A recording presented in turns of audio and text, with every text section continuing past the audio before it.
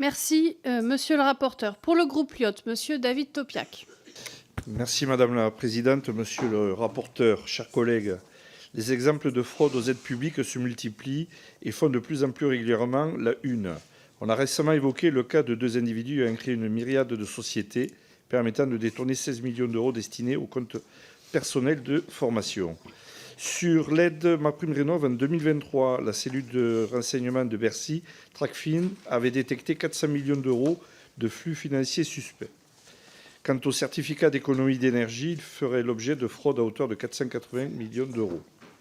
Dans le contexte de restrictions budgétaires que nous vivons, notre devoir de vigilance sur la bonne utilisation des deniers publics doit être redoublé. Nous ne pouvons demander à certains de se serrer la ceinture quand d'autres profitent des limites du système.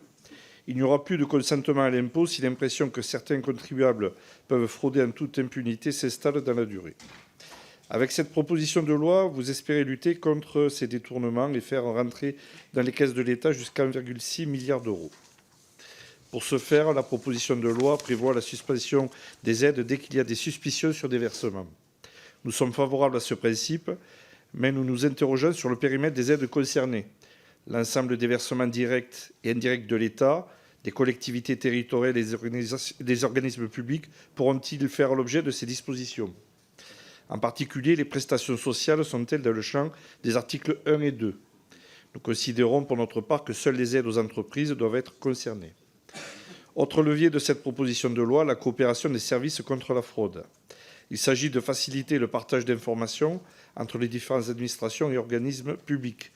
Là aussi, nous soutenons la mesure, à condition qu'elle soit encadrée afin d'éviter qu'elle touche à des données personnelles et sensibles.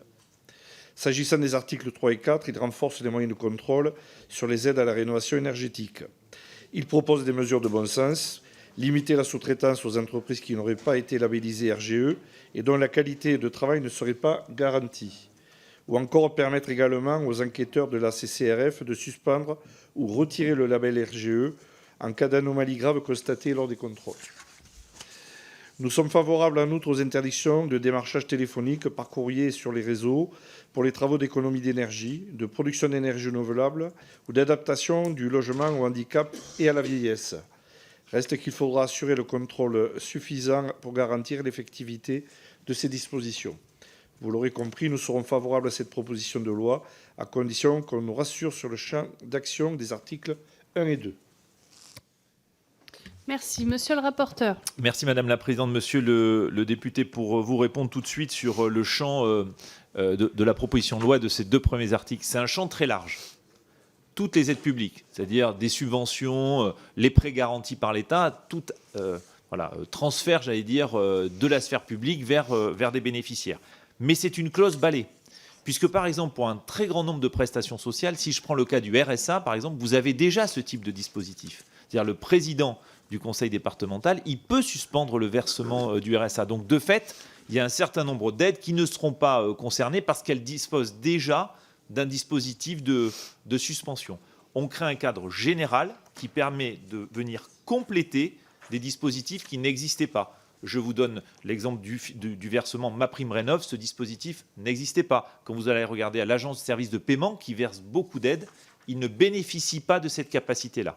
Donc on garantit que partout, pour tous les transferts publics, on a au moins cette capacité de suspension. Donc finalement, ça ne changera pas pour les aides sociales qui étaient, me semble-t-il, à travers votre intervention, l'inquiétude que vous portiez.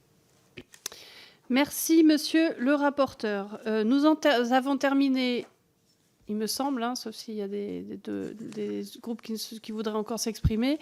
Nous en avons terminé avec les oratrices et orateurs de groupe.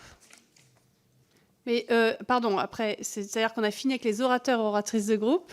Je donne la parole, s'il le souhaite, encore au rapporteur, ça vous va. Et maintenant, voilà, nous pouvons passer aux interventions individuelles.